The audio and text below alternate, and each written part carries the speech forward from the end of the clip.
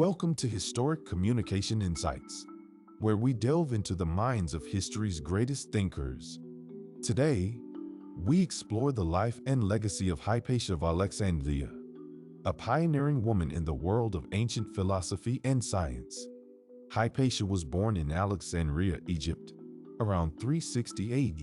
She was the daughter of the mathematician, then, who tutored her in mathematics, astronomy, and philosophy. Hypatia became the head of the Neoplatonic school at Alexandria, where she taught a variety of subjects. Hypatia's classrooms were unique. She communicated complex ideas with clarity and precision, making her a beloved and respected teacher. Her approach was inclusive, attracting students from different backgrounds and beliefs. Hypatia exemplified interdisciplinary communication. She wove together philosophy, mathematics, and astronomy, demonstrating the power of integrating diverse fields of knowledge. As a woman in a male-dominated academic world, Hypatia broke barriers. Her presence and success opened doors for women in academia, highlighting the importance of diverse voices in intellectual discourse.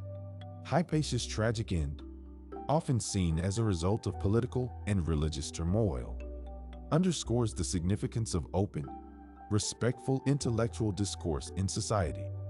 Hypatia's life teaches us the value of clear, inclusive communication in educating and bridging diverse perspectives. Her legacy continues to inspire scholars and thinkers around the world. Thank you for journeying through the fascinating world of historic communication with us. If you enjoyed this insight and wish to unravel more secrets from the past, please consider subscribing to our channel. Don't forget to like this video and share it with fellow history and communication enthusiasts. For further engaging discussions, drop a comment below with your thoughts or any historical communicators you'd like us to explore in future videos. Remember, every era has its story, and every voice its echo. Stay tuned for more from Historic Communication Insights.